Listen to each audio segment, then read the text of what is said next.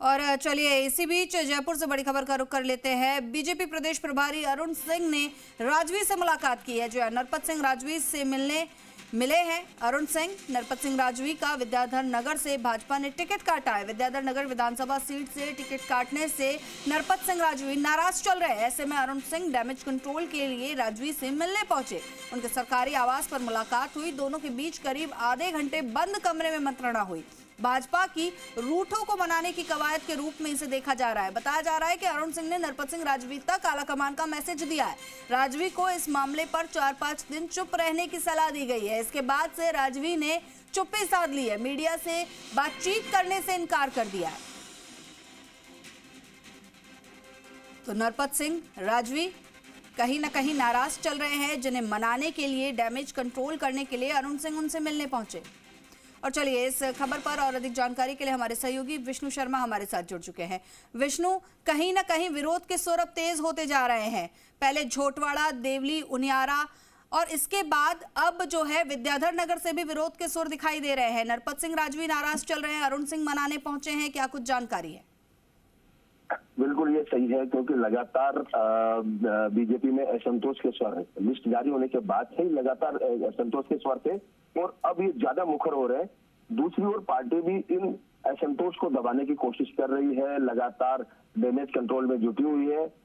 जैसा कि सुबह हमने कहा था कि बीजेपी की भले ही कमेटी बना दी गई, डैमेज कंट्रोल कमेटी, लेकिन फिर भी जो आला नेता है वो लगातार प्रयास कर रहे हैं कि कहीं ना कहीं मामला शांत हो। और इसी का नतीजा है कि आज सुबह बीजेपी के प्रदेश प्रभारी अरुण सिंह नरपत सिंह राजवी के यहाँ पहुंचे हैं। करीब आधा घंटा दोनों के बीच अंदर बातचीत हुई है। जो बातचीत निकल के आई है उसमें बताया जा रहा है कि नरपत सिंह राजवी ने कहा कि वो लगातार 3 बार से यहाँ पर बीजेपी की सीट जीत रहे हैं। साथ ही इस बार पिछली बार 34,000 वोटों से, हर बार जीत का मार्जिन ज्यादा बढ़ता गया है और पिछली बार 34,000 वोटों से पार्टी को सीट दिलाई थी। वहीं दूसरी ओर उन्होंने यह भी कहा है कि पार्टी के संस्थापक सदस्य भैरव सिंह शेखावत के उस पर जो है जनशक्ति जो कार्यक्रम है वो चल रहा है। तो ऐसे में उनकी टिकट क्यों काटी गई, उसका कारण हालांकि जवाब अरुण सिंह दे नहीं पाए, लेकिन उन्होंने यह कहा कि आप 3-4 दिन चुप्पी रखें, अपने आप को शांत रखें। आपकी जो भावना है वो अल्लाकमान तक पहुंचाई जा रही है और अल्लाकमान का मैसेज भी यही कि आप 3-4 दिन इस बात को शांत रखें। हालांकि अब अरुण सिंह जब समझा के गए हैं तो उसके बाद से नरपत सिंह राजवी है, उन्होंने एक तरह से चुप्पी साध ली है, मीडिया से बातचीत कर नहीं रहे।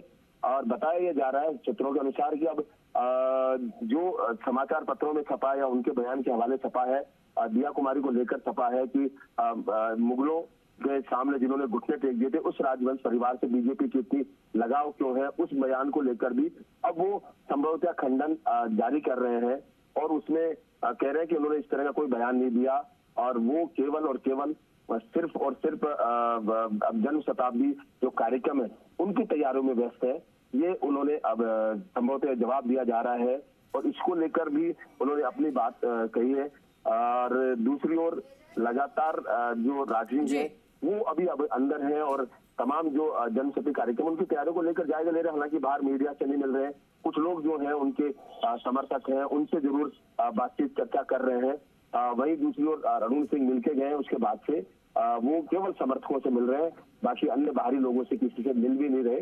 तो कहीं ना कहीं एक डैमेज कंट्रोल को शांत करने का प्रयास किया, लेकिन कब तक, क्योंकि 4 दिन है तो 4 दिन में ऐसे में कहीं ना कहीं क्या पार्टी ने उनको आश्वासन दिया है कि वो कहीं दूसरी सीट से लड़े या कोई और बदलाव इसमें किया जा सकता है। हालांकि नरपत सिंह राजवी ने भी कहा था कि वो लगातार जब ये सीट जीत रहे थे तो दिया कुमारी को अगर टिकट देना ही था तो किसी दूसरी सीट से जयपुर शहर से दे देते।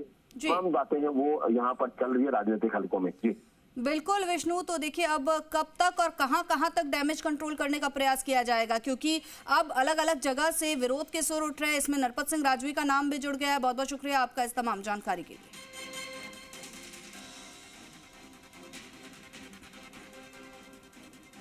और चलिए इसी बीच दौसा से